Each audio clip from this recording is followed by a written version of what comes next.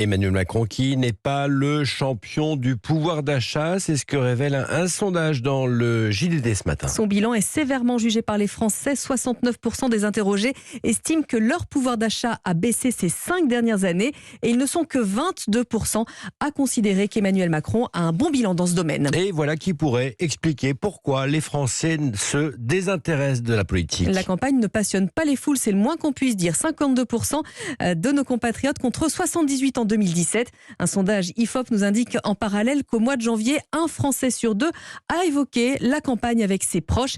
Sian Spencer a essayé de comprendre pourquoi.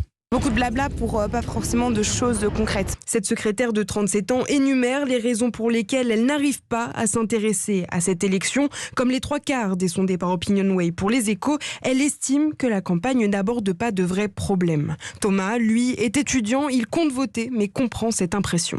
Un désintérêt pour la politique parce que les gens pensent de plus en plus qu'ils sont déconnectés un peu de la réalité et du coup c'est ce qui fait qu'il y a un fossé qui se crée entre le peuple et les gens qui dirigent. Des Français qui déplorent des débats trop agressifs, sans fond et qui n'apportent pas de solutions concrètes pour le pays. Jérôme Sainte-Marie, analyste politique et sondeur, explique cette désaffection de la campagne par la crise du Covid et une candidature manquante, celle d'Emmanuel Macron. Nous avons à la fois eu un choc de dépolitisation via la pandémie, ça c'est un aspect des choses. L'autre aspect, c'est bien entendu le fait que pour l'instant, on assiste à des matchs simultanés entre les différentes oppositions avant la compétition finale. Or, c'est celle-ci qui intéressera un jour les Français. À noter que l'intérêt apporté à la campagne est même en retrait de 3% chez les femmes et les personnes appartenant aux classes populaires. L'éclairage de Siam Spencer pour Europe 1.